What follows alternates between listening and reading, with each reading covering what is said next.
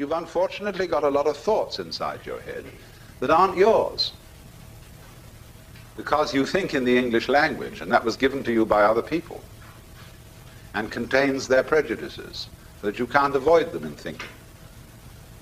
Japanese people will say that when they think in Japanese, they can have certain feelings that are characteristically Japanese. But when they start thinking in English, they can't have those feelings. And so you are very, very much really in the sphere of public influence when you start to think. And if you listen carefully to your thoughts, insofar as they are uttered in words, and they very often are, try and discover the tone of voice in which certain of your thoughts are being said, and you will listen and hear your mother, or you will hear an aunt, or you will hear a school teacher, or you will hear certain friends expressing their opinions and telling you who you are and how you ought to behave. And you think those are your thoughts, and they're nothing of the kind. An inner pandemonium under the dome of the skull is going on all the time. Myriads of voices, myriads of influences from outside working upon you, even when you are physically quite alone. So, wait till the question period, please. This means that you are not nearly as much of a private individual as you think. You are also, of course, exercising these influences upon other people. You're telling them who they are, what you think about them, what you think of their behavior. And even if they don't believe you, they nevertheless pay very serious attention to it. They can't help it. You can take the experiment, for example, that B.F. Skinner used to try, which is very terrifying. He would send two members of the class, selected arbitrarily, outside of the room. Then he would arrange two chairs, chair A and chair B. He would say to the class, now look, when these people come back, we're going to engage them in a conversation. Whatever A says, agree with him. Whatever B says, disagree with him. So they come back into the room and they take their seats, and the conversation begins. Now B may be a very strong-headed, articulate person, and A really rather feeble. But what happens is this, that by group agreement with anything A says, he is encouraged, he is built up, he becomes more articulate. He finds himself sprouting.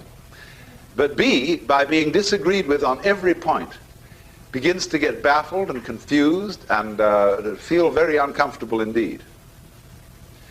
Unless he is onto the game and he challenges the whole group, I see now what you're playing.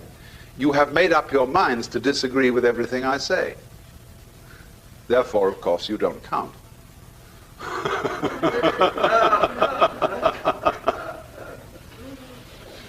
I shall pay no attention to you.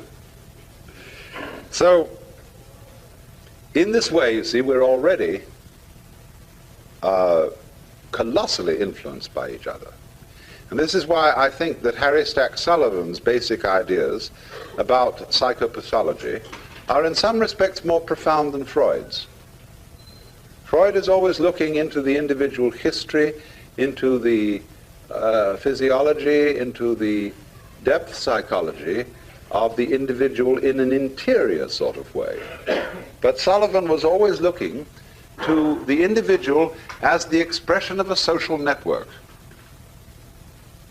And the same in the psychology of George Herbert Mead, where he called the conceptions that we have of ourselves the interiorized other. In other words, the sum total of all the things that people have told us we are. Because you do not know yourself as a self except in a society. Just as you do not exist biologically without a father and a mother, you do not carry on an existence without a society, and the reactions of other people to you provide you with the mirror in which you attain a realization of yourself. You know who you are in terms of your relationships with others. So then now, when we contemplate this disappearance of privacy and a completely integrated human society, we can look at this from two different points of view, pro and con. Let us first look at the pro point of view. How great to have nothing to hide. How great to give up all worries about ownership. Because you can say, if somebody says they would like something you have, and you say, please, have it. Because you know very well you can go to someone else and say, could I have that? And they'll give it to you. And so all the way around, there is no propriety, in the sense not of prudish propriety, but propriety in the sense of possession. Also, of course, in the sense of prudish propriety. Nobody has any dirty little secrets, because if I have any dirty secrets, I know very well that you have too, and so let's drop the whole pretense and let go. So in this sense, there might be a very, very close fellowship between all people, in which there are no barriers, no defenses, and we all cooperate together beautifully and love each other. Now, let's look at the con point of view. Con point of view would say, yes, but surely, the more we communicate with each other in that way and have no property, and there are no boundaries, and there are no fences or defenses, then, just in the same way that jet aircraft makes all cities the same city, so this would make all people the same individual. Would that be what the Hindus mean by saying you are all one, you are all the Godhead in disguise? Would it mean that? Now, part of our difficulty in approaching this is that we begin from the standpoint of a certain conception of the individual person. And this is, of course, the Christian ego, which is the soul as a center of action and something alive with consciousness and intelligence that lies hidden in the bag of skin. As, for example, King John says in Shakespeare's play to Hubert, within this wall of flesh there is a soul counts thee her creditor, and with advantage means to pay thy love. See the image? Within this wall of flesh there is a soul. Within the castle there is the king. And every man's home is his castle. And so those of us who are brought up in that way, to feel A, that we are basically the soul in the body, and B, that every soul that exists is of infinite value in the eyes of God.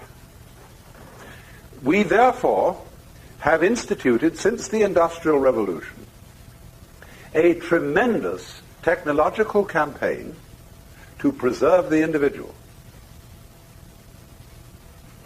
We have all kinds of social services, hospitals, ambulances, medicine, welfare agencies, every kind of thing, with the one aim of preserving life, getting you to live longer, and giving what is called full opportunity for the development of your personality. To the myriads of Asia, this is almost unbelievable.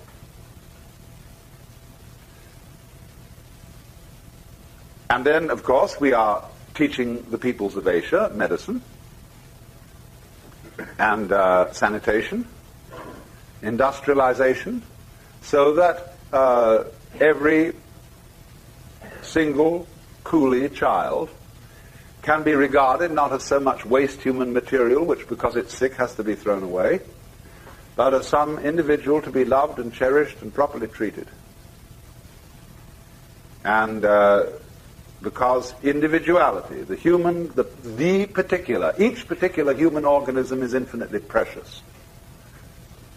That is the moving ideal of the sort of people who first created the great hospitals, who abolished slavery, who abolished the death penalty for trivial offenses, who made that great humanitarian movement of the 19th century associated with such people as Wesley and Charles Dickens and Wilberforce and so on, to rescue the precious individual from the ravages of impersonal disease or impersonal political exploitation.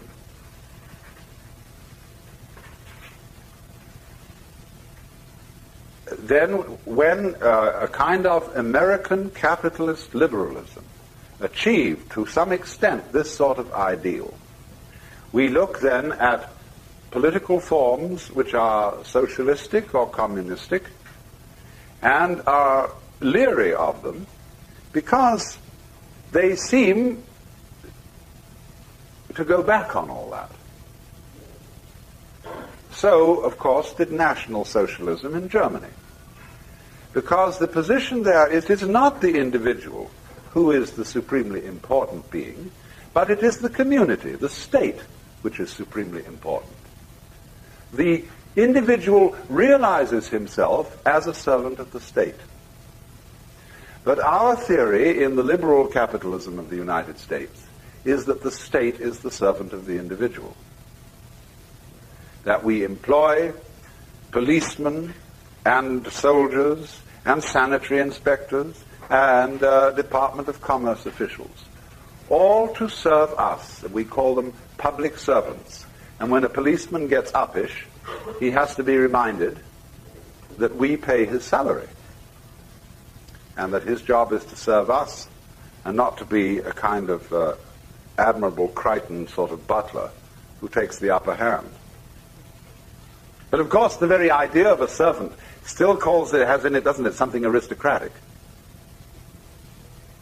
And as we all know, in this country, it is increasingly difficult to get services of any kind. More and more, it is felt beneath the individual's dignity to be, say, a waiter, a barber. After all, they give you a certain kind of service. Certainly, it's beneath anyone's dignity to shine shoes, because that's the feet, and that's very low down. It's like kissing people's feet. To give massage, to do all these things for other people that are rather material skills. Increasingly, you have to get them in another way, either by a do-it-yourself system or by some sort of machinery. And so in the same way, people who used to give service want to translate themselves professionally. People who were formerly called undertakers now call themselves morticians. Janitors call themselves maintenance services. I suppose barbers will soon call themselves tonsorial experts. All sorts of things like that are happening right now in order to give the sense of equality all round.